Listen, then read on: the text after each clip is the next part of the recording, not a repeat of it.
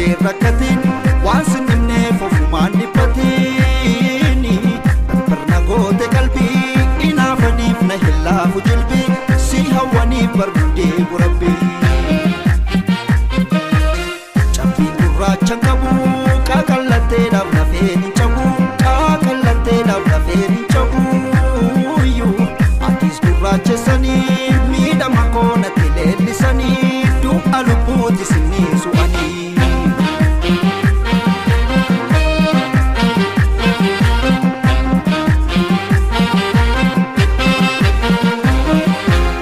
aannan nunneen itittuudha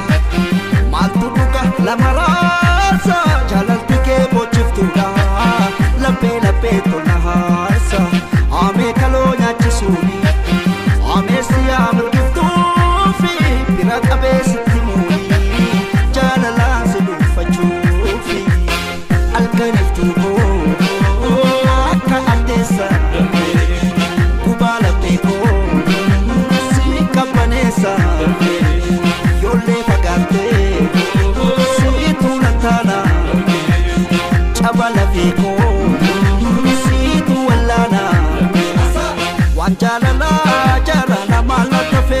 jaalalti ishee seenee na nyaate lafe darbatamee gaatan taree yoo kufee gurguufadhee kan ka'ee citee si tafe jaalattee si tafe filattee si tafe achitee si tafe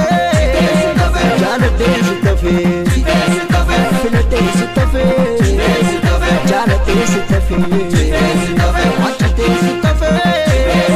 jaalattee si tafe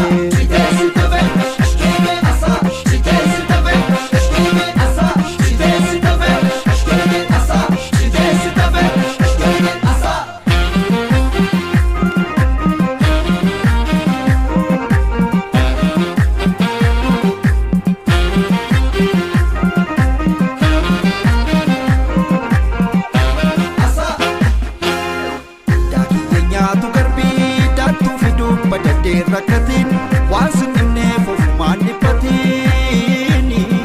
barna goote qalbii inaafaniif na hillaafu jilbii si hawwaniif barbudee gurabbii cabbii gurraachan qabu qaaqallatteedhaaf lafeen hin cabu qaaqallatteedhaaf lafeen hin cabu atis gurraachessanii miidhama koonatti leellisanii du'a lubbuuti sinnii su'anii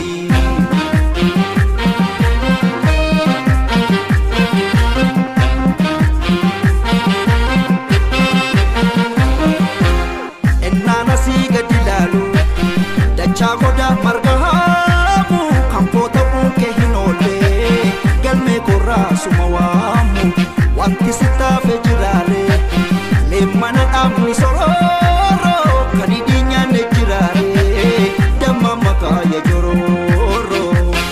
itee bariitu asuma waama morma tuttuudha akka kudhaama daakaa galaana ta'ee jaalalti keekoo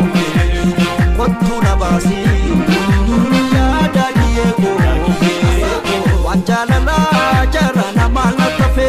jaalalti ishee seenee na nyaate lafe darbatamee gaatan taree yoo kufee gurguufadhee kan ka'ee citee si tafe jaalattee si tafe filattee si tafe achitee si tafe jaalattee si tafe